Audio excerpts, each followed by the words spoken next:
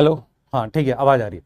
Hello everyone, बेटा good morning सबको। एक इंपॉर्टेंट सेशन आपके लिए, और सेशन में जो मैं बात करने वाला हूं वो आपको रियल में बेनिफिट करने वाली है अगर आप नीट 2025 के लिए सोच रहे हैं। और ये वीडियो उन्हीं बच्चों के लिए, ये उन बच्चों के लिए नहीं है जो 8 जुलाई का वेट कर रहे हैं और रिजल्ट पर डिसाइड करेंगे कि आगे क्या करना है। तो जो नीट 2025 के लिए बिल्कुल डेडिकेट हो चुके हैं कि मुझे जाना है, तो उनके लिए कुछ सवाल है मेरे पास, कुछ जवाब हैं, और ये जरूरी है आपके लिए सेशन को देखना, क्योंकि आपका ये सोचने का तरीका बदलेगा ताकि आप इस साल सिलेक्ट हो पाओ। क्योंकि बहुत सारे बच्चे लास्ट ईयर इसलिए सिलेक्ट नहीं हो पाए कि उन्होंने ध्यान से सुना नहीं, बातों को ध्यान से फॉलो नहीं किया। क्लियर है? तो एक बार देख लेते हैं मैं क्या बात करने वाला हूं। सबसे पहले बेटा, टारगेट स्कोर नीट 2025 का ये थोड़ा सा ब्लंट है। सर हम टारगेट कैसे ले सकते हैं, हमें तो पता ही नहीं कितने आएंगे, हमने तो अभी पढ़ना स्टार्ट किया है। मैं तेरे से एक सिंपल सा सवाल पूछता हूं, तेरे हिसाब से तुझे क्या स्कोर लाना चाहिए नीट 2025 के लिए? सोचियो ध्यान से। सर जो आसपास चल रहा है उसके हिसाब से तो बहुत लाना चाहिए। मेरा यह मानना है कि अगर आप ये एक्सपेक्ट करो कि मैं 620 लाऊं और कट ऑफ लो जाएगी, मैं ऐसा एक्सपेक्ट कर रहा हूं कि कट ऑफ लो जाएगी, मुझे नहीं करना चाहिए। मुझे जो टारगेट है 650 या 660 प्लस का लेना चाहिए, क्योंकि मुझे यह मान के चलना चाहिए कि हो सकता है कि अगले साल भी कट ऑफ हाई चली जाए। तो अगर आप सोचो कि आप किस कैटेगरी में सोचना चाह रहे हो, क्योंकि कुछ भी हो रहा है आसपास, आपको समझना पड़ेगा। कुछ भी हो रहा है, पेपर थोड़ा तो इजी था और सिलेबस कम हुआ ही, इसमें कोई झूठ नहीं है। तो हम किधर सोचेंगे? मान लो आप नीट 2025 के लिए पढ़ रहे हो, आप कौन सा टारगेट लोगे? सर मेरे हिसाब से अगर मैं नीट दे रहा होता तो मैं वो टारगेट लेता जिसमें मुझे कॉलेज मिलने के चांस है, ना कि मैं इस बात पर आता कि यार पता नहीं कॉलेज मिलेगा नहीं मिलेगा, पर ठीक है मैं टारगेट लो लूंगा। क्योंकि जब मैं टारगेट हाई लूंगा तो उसके हिसाब से मैं एफर्ट भी बढ़ाऊंगा, प्लान भी करूंगा। तो ठीक है, तो मैं नीट का स्टूडेंट हूं, मैंने टारगेट लिया है 650 660 प्लस, और मैं इसमें होप कर रहा हूं कि मुझे कॉलेज मिल जाएगा। यहां पर वो बच्चे बिल्कुल दुखी हो सकते हैं देखकर कि सर हमने इतना स्कोर लाया, हमें नहीं मिल रहा। बेटा प्लीज रियलिस्टिक रहो, मैं ऐसा एक्सपेक्ट कर रहा हूं कि इस पे कॉलेज मिलना चाहिए। ठीक है, सही है, इसके ज्यादा ऊपर में शायद नहीं जाए। ठीक है, अब क्या? ठीक है, हमने ले लिया टारगेट। प्लान क्या है? सर प्लान क्या है? प्लान हम क्या करते हैं, लेक्चर देखते हैं। दिन में हम देखते हैं लेक्चर लगभग 8 घंटे, उसके बाद नोट्स बनाते हैं 3 घंटे, बड़ी मुश्किल से डीपीपी करते हैं, और रिवीजन का हमें पता नहीं कुछ भी, और टेस्ट में हम लास्ट के 2 दिन पढ़ते हैं और उसके बाद टेस्ट देते हैं, और जो भी स्कोर आता है उस पर एक्सेप्ट रखते हैं, और ये प्लान करते हैं कि जब सिलेबस खत्म होगा तब रिवाइज करेंगे, या सिलेबस खत्म होगा तब चीजों को करेंगे। बेटा ये प्लान से सिलेक्शन नहीं होता, आप ड्रॉपर बनोगे अगले साल भी। मैं आपको कुछ क्लियर फैक्ट्स बता रहा हूं, ध्यान से सुनना। टोटल चैप्टर कितने हैं बेटा? अप्रॉक्स टोटल चैप्टर 79 चैप्टर्स हैं, बता। सही है?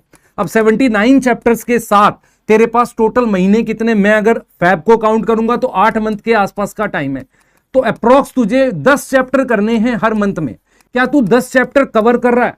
और ये 10 चैप्टर में तुझे लेक्चर देखने हैं, उसके साथ तुझे नोट्स बनाने हैं, नोट्स को लर्न करना है, और एक मिनिमम सेट ऑफ क्वेश्चन बनाने, जिसको तुम डीपीपी कहते हो, मैं उन्हें कहता हूं एक मिनिमम सेट ऑफ क्वेश्चंस बनाने, और इस नोट्स को या एनसीईआरटी को बार बार रिवाइज करना है, तब सिलेक्शन होगा। अब इस प्लान के साथ तो बहुत मुश्किल लग रहा है कि पूरे दिन पढ़ के भी ये प्लान पूरा नहीं होगा। यहां पर तुम्हारी समझ बहुत इंपॉर्टेंट है। तुम्हें समझना पड़ेगा कि सिलेबस अगर मैं समय से खत्म नहीं करूंगा तो सिलेक्शन नहीं होगा। इस वाले प्लान से तुम्हारा सिलेबस मार्च एंड में खत्म हो रहा है। अगर मार्च मिड में, बहुत सारी कोचिंग में दिया हुआ है जी मार्च मिड में कराएंगे, मार्च एंड में कराएंगे, तो इस प्लान से तो बेटा तुम अगले साल फिर से ड्रॉप करने वाले हो। इसको समझना पड़ेगा। पॉइंट क्या है कि जब कट ऑफ बढ़ गई है तो तुम्हें रिवीजन बढ़ानी पड़ेगी। अगर तुम्हें रिवीजन बढ़ानी है तो सिलेबस टाइम से पहले खत्म करना पड़ेगा। मैं आपको अपना एक प्लान समझाता हूं। बॉटनी में टोटल हमारे पास क्या है बेटा? 17 चैप्टर है। मैं इन चैप्टर्स को अलग अलग कैटेगरी में देखता हूं, मैं एक जैसा नहीं देखता। मैं ये देखता हूं कि ये वाले जो चैप्टर्स हैं, प्लांट किंगडम, मॉर्फोलॉजी, बायोलॉजिकल, ये थोड़े बड़े चैप्टर हैं, और इसमें थोड़े से कॉन्सेप्चुअल क्वेश्चन भी आ सकते हैं, और ये थोड़े से बड़े चैप्टर हैं। Yes, sexual reproduction, flowering plant आसान चैप्टर है, आप चाहो तो इस कैटेगरी में शिफ्ट कर सकते हो इसको, इस वाली में, पर ये थोड़े से कंसेप्चुअल है, तो मुझे इसमें ज्यादा क्वेश्चन प्रैक्टिस की जरूरत है। ये ठीक ठाक चैप्टर, इसमें बहुत मतलब क्वेश्चन की प्रैक्टिस नहीं चाहिए। हाँ, थोड़ा सा आपको इसमें एफर्ट लगता है एनाटॉमी में और रेस्पिरेशन में, बाकी इन चैप्टर्स को आप आसानी से कर ले जाते हो। और ये जो तीसरी कैटेगरी है, इन्हें छोटे चैप्टर हैं, इनको आप चाहो तो एक दिन में तीनों करो या 2 दिन में तीनों करो। सर ऐसे कैसे? बेटा करना पड़ेगा, समझ ध्यान से। कहीं ना कहीं आपको सबसे इंपॉर्टेंट है कि चैप्टर को कैटेगराइज करके सब्जेक्ट वाइज अपने एफर्ट को बैलेंस करना पड़ेगा। कहां ज्यादा देना है, कहां कम देना है, यह चीज आपको समझनी पड़ेगी खुद से।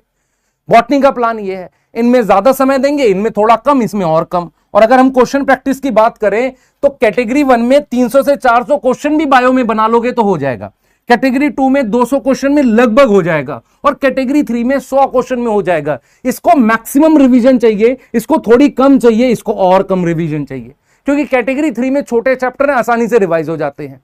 मेरी बात समझ में आ रही है? ये प्लान है। अगर इस प्लान को अचीव कैसे करें, ये तो मैंने कैटेगरी बना दी, अब हम करें कैसे बेटा? सबसे पहले हमें क्या करना पड़ेगा, आपका जो कंटेंट है उसे कंप्रेस करना पड़ेगा। मैं अगर आपसे पूछूं कि हमें जल्दी क्यों फिनिश करना है, आप सिंपल सा लॉजिक है बेटा, क्योंकि मुझे मल्टीपल रिवीजन करनी है। जब तक आप मल्टीपल रिवीजन नहीं करोगे तब तक आपका बेटा आप वो 660 प्लस की कट ऑफ को टच नहीं कर सकते। उसके लिए आपको मल्टीपल रिवीजन करनी है। आपको कब खत्म करना पड़ेगा? मेरे हिसाब से बायो तो एटलीस्ट जैन में खत्म कर लो, क्योंकि मैं आपको इस चीज का एक लॉजिक समझाता हूं। अगर आप सिलेबस मान लो फैब में खत्म करते हो, देखो मेरी बात समझना आपकी ध्यान से, अगर आप सिलेबस जो है फैब में खत्म करते हो, सुनो, फैब में खत्म करते हो और एक करते हो मार्च में, लॉजिक देखो जरा, फैब में खत्म कर रहे हो, मार्च में खत्म कर रहे हो, इसमें आपके पास एक मंथ का गैप आ रहा है ना। एक मंथ में डेली आप कितने लेक्चर देखते हो मुझे बताओ सर? डेली हम देखते हैं 6 घंटे लेक्चर, है ना, और कितने दिन तक देख रहे हैं? 30 दिन तक। तो आपने समझो 180 घंटे आपके पास एक्स्ट्रा हैं अगर आप फैब में खत्म करते हो एज कंपेयर टू मार्च। मतलब आपने लेक्चर कम देखे, और आपको पता भी है कि फैब से मार्च में टीचर बहुत ज्यादा पढ़ा रहा होता है, 180 घंटे से ज्यादा के लेक्चर होते हैं। अगर हम चीजें फैब में खत्म कर ले, उसके लिए क्या करना पड़ेगा, कैसे करेंगे वो मैं बता रहा हूं। लेकिन अगर हम फैब में खत्म कर लें या जैन में खत्म कर ले, उससे आपको ये 180 घंटे रिवीजन के मिलेंगे। आप सोचो ध्यान से, ये आप लेक्चर कर रहे थे, डबल नहीं हो गया एक तरीके से? जिन चीजों को पे लेक्चर करना था उन चीजों पे रिवीजन कर रहे हो, तो एक तरीके से आपका रिवीजन का टाइम डबल हो गया। मेरी बात समझ, मैं बार बार इस चीज को बिलीव कर रहा हूं। लास्ट ईयर भी हमने 20 फैब पर सिलेबस खत्म कर दिया था, और इस साल भी हमें और पहले करना चाहिए। उसका लॉजिक बता रहा हूं। किसी भी कोचिंग में ये नहीं बोला जाता, इवन हमने भी नहीं बोला कि यार सिलेबस घटा है तो हम टाइम क्यों नहीं घटा रहे हैं सिलेबस कराने का। अगर सिलेबस घटाएं, चैप्टर कम हुए, पहले भी तो फैब तक कराते थे, अभी भी फैब तक करा रहे हैं, इसका मतलब टीचर क्या कर रहे हैं बेटा, और टाइम ले रहे हैं। मैं बार बार बोल रहा हूं, बहुत लंबे लेक्चर्स आपको हेल्प नहीं करेंगे। मेरे पास जो भी मैसेज आते हैं कि सर आपके 2022 वाले लेक्चर अच्छे हैं, 23 वाले अच्छे हैं, 24 वाले अच्छे हैं, मैं हर साल इसलिए बदल रहा होता हूं क्योंकि मैं ऑब्जर्व कर रहा हूं। यदि कट ऑफ बढ़ गई है तो मुझे क्या करना है, थोड़ा सा कंटेंट को कंप्रेस करना है, इररिलेवेंट हटाना है, प्रैक्टिस बढ़ानी है, और डेली क्लास में 10-15 मिनट एक्स्ट्रा पढ़ाकर उस चीज को इंप्रूव करना है। लास्ट में जाकर आप पे पैनिक हो जाएगा, ये मैं फील कर रहा हूं, और ये रियलिटी है बेटा। अगर आप नहीं करोगे इस तरीके से तो बहुत मुश्किल होने वाला है। तो हमें जल्दी खत्म करना है, और रीजन आप क्लियर है बेटा। अगर आपके पास 180 घंटे बचते हैं तो आप ज्यादा रिवाइज कर पाओगे। किस तरीके से हम कर सकते हैं? पहला, कंटेंट कंप्रेस कर दो। कंप्रेस करने का मतलब है इररिलेवेंट चीज प्लीज मत पढ़ाओ, और ये एक्सपीरियंस से आता है। बहुत सारे टीचर को पता ही नहीं चलता ये पढ़ाना है नहीं पढ़ाना। मैं पहले बेटा वो पढ़ाता था पीआर पीएफआर, अब नहीं पढ़ाता प्लांट ग्रोथ डेवलपमेंट में। पहले मैं क्या करता था, प्लांट ग्रोथ डेवलपमेंट में बहुत सारे बायो एसे डिटेल करके समझा के पढ़ाता था। लास्ट ईयर मैंने वो खत्म कर दिया। तो मुझे ये समझ में आ रहा होता है जहां से नहीं पूछेगा उसको हटाते जाना है। सर पूछ लिया तो बेटा एक क्वेश्चन से तेरा जीवन डिसाइड नहीं होगा, पर अगर तूने रिवीजन के लिए टाइम नहीं लाया तो फिर बहुत कुछ गड़बड़ हो जाएगा। सबसे पहले कंटेंट कंप्रेस करना है, हल्का सा 10 मिनट ही टाइम बढ़ाना है, स्लाइड इंक्रीज करना है टाइम बैच में, हल्का सा बढ़ाना है, बहुत हल्का सा। तीसरी चीज क्या है बेटा, हमें क्वेश्चंस देने हैं ऐसे क्वेश्चंस देने हैं जो फिक्स हैं। डीपीपी के अलावा 200-300 क्वेश्चन हम अपने सोर्स से दे दें, ताकि आप इन्हीं को रिवाइज करो, इधर उधर ज्यादा ना भटको। इससे क्या होगा, आपको पता रहेगा कि यही सेट ऑफ क्वेश्चंस बनाने हैं। इससे क्या होगा, आपको रिवीजन होगी। चौथी चीज जो मैं फील कर पा रहा हूं, आप में से बहुत सारे बच्चों को एनसीईआरटी नहीं पढ़नी आती, उसमें हेल्प करेंगे तो आपको रिवीजन करने में मदद होगी। तो ऐसी बहुत सारी चीजें हैं। पहला, कंटेंट कंप्रेस करना है, थोड़ा सा टाइम बढ़ाना है, क्वेश्चन फिक्स कर देने हैं, सोर्स फिक्स कर देना है कि आपने यही बनाना है। उससे क्या होगा, आपको बेटर रिवीजन में टाइम मिलेगा, आप बेटर परफॉर्म कर पाओगे। और एक और चीज जो हम लोग कर सकते हैं बेटा, वो है चैप्टर वाइज टेस्ट। ये हमने सोचा भी है कि मंथन में है ना, हम लोग चैप्टर वाइज टेस्ट जरूर देंगे। हर चैप्टर का एक टेस्ट आपको अपलोड करके देंगे जैसे ही चैप्टर फिनिश होगा। अब हमने ये प्लानिंग करी है, 2.0 में हम इस चीज को स्टार्ट करने वाले हैं। क्लियर है? तो मैं आपको क्लियर कर देता हूं, मैं क्यों बोल रहा था कि मैं मंथन 2.0 में कुछ अलग कर रहा हूं। ये वीडियो मैंने इसलिए बनाई थी, कि 11th और 12th को हम लोग जैन में, मैं और एमडी सर जैन में खत्म कर देंगे। 11th-12th का सिलेबस बायो का हम लोग जैन में खत्म कर देंगे। उससे आपके पास टाइम 3 महीने का है। दूसरा, जो बच्चे रैंक के लिए जा रहे हैं कि नहीं मेरा तो बहुत अच्छा हिस्सा है, मेरे को बायो ज्यादा जरूरत नहीं है, 11th वो बैच से पढ़ लें। और 12th का सिलेबस इसलिए हमने वाईटी पर एक सीरीज स्टार्ट कर दी, उद्देश्य है, सबको लगता है कि यार ये वाईटी पर क्यों पढ़ा रहे, अभी बच्चे देख तो रहे नहीं है। आपको समझ नहीं आता बेटा, अभी कोई भी टीचर आके पढ़ाएगा, वाईटी पर बच्चे ज्यादा देख नहीं रहे हैं, उनको उतने व्यूज नहीं मिलेंगे, हमें भी नहीं मिलते हैं। लेकिन हम क्यों पढ़ा रहे हैं मैं बता देता हूं। बहुत सारा ऐसा बच्चा होता है जो 11th के साथ 12th पैरेलल करना चाहता है, बायो में खासकर, तो उसके लिए हमने वाईटी पर उद्देश्य पढ़ा दिया। दूसरा, मैंने क्वेश्चन डिजाइन किया है डोपा प्राइम, जिसमें मैंने क्या किया है, डोपा प्लस कुछ म्यूटेंट क्वेश्चन, पीवाईक्यू को बदल के दिया है, ताकि ये आपको क्या करेगा, वो मिनिमम सेट ऑफ क्वेश्चन हो गए। अब एक चीज और मैंने फील की थी, हमने टेलीग्राम लाइव किया था, मैंने, एमडी सर ने और सब लोगों ने, उससे हमें बच्चों की ये प्रॉब्लम समझ में आई कि यार बच्चों को बहुत छोटी छोटी दिक्कत आती है। उसके लिए हमने प्लान किया है कि बैच के अंदर बहुत सारी मेंटरशिप की वीडियोस मैं और एमडी सर बना के डालेंगे, उसके साथ कनेक्ट करेंगे बच्चों को, और अपने मतलब और भी लोगों के साथ मिलकर डेली के कुछ टारगेट्स, ऐसा प्लान हम लोग सोच रहे हैं कि इसमें मंथन 2.0 में तो एक मेंटरशिप चलेगी। क्योंकि मेंटरशिप वो वाली ठीक नहीं होती बेटा जिसमें एक स्टूडेंट होता है और वो एमबीबीएस कर रहा होता है या कर चुका होता है, उसमें क्या करता है, वो अपने एक्सपीरियंस शेयर करता है।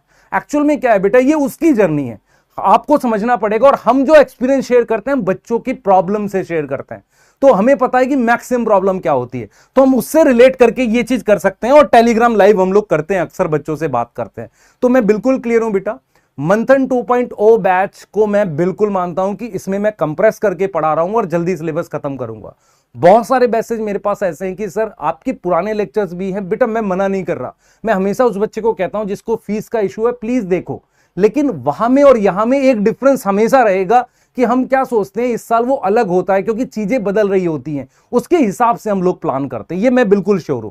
दूसरा, बहुत सारे लोगों के मैसेज रहते हैं कि सर ये तो आपने प्रमोशन के लिए, नहीं बेटा मैंने रियलिटी बताई है, इस फैक्ट को तो डिनाई नहीं कर सकता।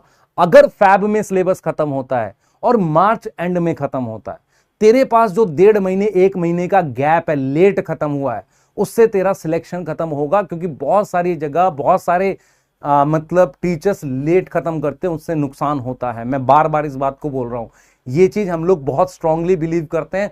खासकर एमडी सर, आप देखो कि बहुत स्ट्रांगली तरीके से वो सिलेबस को कराते हुए चलते हैं। मैं स्लाइड स्लो रहता हूं स्टार्टिंग में, क्योंकि मैं भी देख रहा होता हूं बच्चे एडजस्ट कर रहे हैं, पर उसके बाद हमें भी पेस पकड़ना होता है। तो मंथन 2.0 में हमने प्लान किया है कि स्टार्टिंग से ही 2.5 घंटे की क्लास लेकर चल रहे हैं कुछ महीने तक, ताकि हम ये कर सकें कि सिलेबस जो है उस लेवल पर आ जाए। हमने एंड पॉइंट नहीं बढ़ाया। अगर मैं तुझे डिटेल बता दूं बेटा, हम स्टार्ट डेट भले ही 12 जुलाई रख रहे हैं, एंड डेट फैब ही है जो मंथन 1.0 की है। इसका मतलब हम स्टार्ट में थोड़ा सा एक्स्ट्रा पढ़ाकर आपको क्या करेंगे, एंड वहीं पर करेंगे जो 1.0 होगा। इसका मतलब हमारी प्लानिंग ये है कि आपको सिलेक्ट कराना, लेट नहीं करना, स्टार्टिंग में एफर्ट बढ़ाना पड़ेगा आपको। क्लियर है? सही है। तो इस चीज को आपको ऐसे समझना है कि यार ये 8 महीने आपके लिए स्पेशल है, आपको एफर्ट करना है। ठीक है? क्लियर है? और मैं बेटा इस चीज के लिए मुझे कोई वो नहीं चाहिए कि सोचने के लिए दिमाग की आवश्यकता। आप सोच सकते हो मैं एग्जैक्ट क्या बोलना चाह रहा हूं। जो भी बैचेस में बहुत ज्यादा लेक्चर्स में पढ़ाया जा रहा है, ज्यादा में पढ़ाते हैं, उनसे मजा बहुत आता है, सिलेक्शन नहीं होगा। रीजन क्या है? सिलेबस जा रहा होगा मार्च में। क्लियर है? मार्च में और मार्च के लास्ट में, और कुछ लोग तो अप्रैल में भी करा रहे होते हैं, वो ठीक नहीं है बेटा। क्लियर है? वो बच्चों के लिए ठीक नहीं है। बच्चे को आ जाता है पर एग्जाम में कैसे करेगा, उसको रिवीजन का टाइम नहीं मिला। ठीक है? क्लियर है? मिलते हैं बेटा, बाय।